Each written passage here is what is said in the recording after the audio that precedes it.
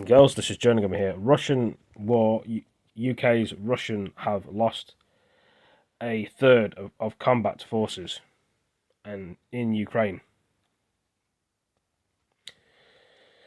So yeah, let's play the video. Russia has likely lost a third of its forces on the ground. That's according to the latest intelligence assessment from the United Kingdom's Defense Ministry. Behind me right now, you're looking at what Ukrainian forces say was an attack on an entire Russian battalion trying to cross a river in the east.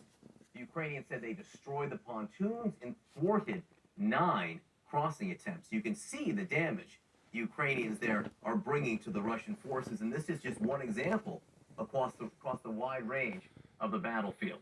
Joining me now to talk about this is Steve Hall, CNN intelligence analyst and former national security analyst, former CIA chief of Russia operations. Steve, great to see you here.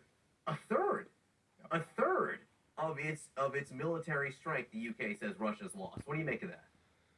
You know, to put it in the most simple terms, it continues to go very poorly for Russia in Ukraine, and especially along these areas that they really hope to be able to control. Now, we've already seen, you recall the previous chapter, where the Russians, you know, at first said, we're going to take it all, and we're going to end up in Kiev and other places in the west. They've clearly abandoned that. They decided to refocus on the east and on the southeast, and now it's going badly for them as well. As a matter of fact, the Russians are now Romania saying, there as well. It might not be both Luhansk and Donetsk. Romania. It might just be part of that. And other places there. So it keeps getting dialed back further and further. It really is interesting. When the Russians lost here, they lost here, they lost here, and now in Kharkiv, they've been pushed back substantially. And we have this new video to show you right here in the big wall here of Ukrainian forces.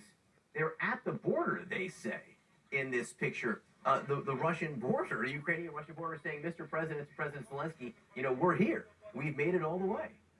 I mean, videos like this just show you the height of morale and the professionalism that we're seeing in the Ukrainian side, which the reporting that we're now getting also indicates that that's not happening on the Russian side. You're not seeing this sort of celebratory type of thing where they're maintaining their borders. So this is a big deal because the will to fight is so important, and as young Russian men get conscripted in more and more, you're going to have, I think, less of a morale or more of a morale issue for the Russians, much less so for the Ukrainians. Some of these pictures will make it one way or another inside Russia. I want to talk about what's happening with NATO, because both Finland and Sweden right now, Finland right here, Sweden right here, have taken more of the official steps to join NATO. And this is something that Russia says it's very concerned about. Basically, their deputy foreign minister says, don't expect us to take this line down.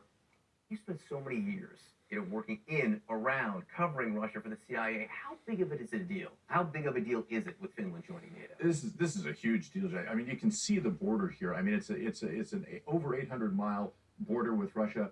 Who would have thought 3 months ago, with both of these countries, Sweden and Finland, proclaiming their neutrality as they've done for so many decades? The reason why Sweden and Finland are joining NATO is because they can see what Putin's doing. They don't want to be a part of it. Georgia, against other places in the neighborhood, these countries are now saying, well, hold on a second, Vladimir Putin, because of your actions, and solely because of your actions, we are now going to try to get into the NATO alliance because, of course, we're concerned. And Finland, of course, has had the Winter War with Russia, where they lost quite a bit of territory.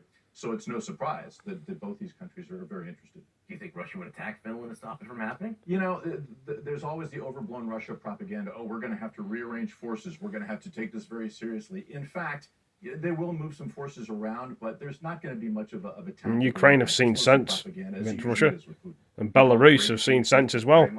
The Belarus want to fight against Ukraine and help them. A third of its ground forces it committed to the Ukrainian invasion.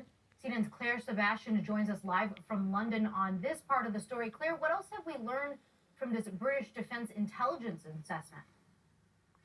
Yeah, Laura, this would be a significant problem, obviously, for the Russian forces in Ukraine if they had lost a third of their ground forces. We don't know exactly how the UK Defence Ministry arrived at that estimate. The latest estimate before this from the British Defence Minister was 15,000 Russian casualties. That was at the end of April. So if you imagine that there were about 150,000 Russian troops on the border of Ukraine before the invasion, according to US and Ukrainian intelligence sources, that would be a significant uptick if we're talking about a third of that. But they're not just talking about the loss of people in this assessment. They're talking about critical losses of equipment, what they call enabling equipment, things like bridging equipment, drones, everything sort of enables Romania on there as well. advance, in a military context. They're saying that the Russian forces have lost a significant amount of that kind of equipment, and that is what is slowing them down. That coupled with low morale as well. And Will they ever get through Poland eventually, the Russians? And the defense ministry to say that they're not expecting Russia to dramatically accelerate their advance over the next 30 days. So clearly a difficult situation as they try to focus on the Donbass, and the Ukrainian resistance really steps up. All right, Claire, thank you.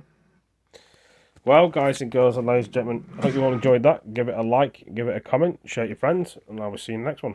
Peace. Take it easy.